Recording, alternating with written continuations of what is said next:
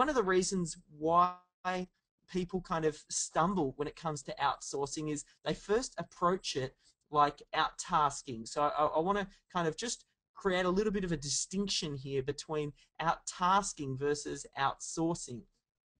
Now, when I think out-tasking, this is what most people do, and it's these one-off type of tasks. You might go to Odesk or vWorker or Freelancer. There's plenty of different sites where you can get out-tasking done. That's basically where you have a task that you want to get done. You go and you post one specific job on one of these job boards, and then you get all of the people around the world bidding at your particular task, and then you obviously award the job to the most, qualified or the candidate that you think is going to do the best job for the best price.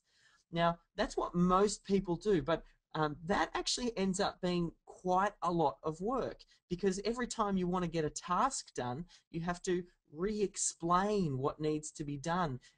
And then sometimes you find yourself in the situation where you're going, hang on, I'm spending more time explaining the task that I want to have done. Why don't I just end up doing it myself? And that's, a lot of people have that thought process where they just think hiring an assistant or getting someone to do something, it's just going to mean more work for you.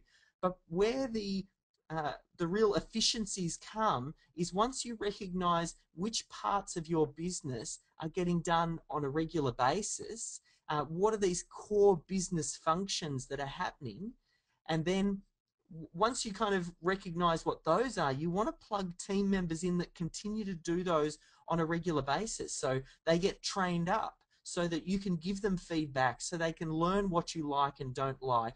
And then in time, 6 months down the track, 12 months down the track, you might have a team member that is just almost like an extension of your right hand, because they've learnt what it is that you like. They know the systems and processes. You've documented it. And that's really where you're going to get the biggest breakthroughs with outsourcing. So that's where I want to, I suppose, create a little bit of a distinction.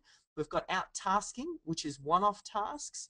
And then we've got outsourcing, which is more getting a team member to join your team and work with them on an ongoing basis. Now, it doesn't have to be full-time. It can be full-time, it can be part-time, but the takeaway here is someone that you work with on a regular basis.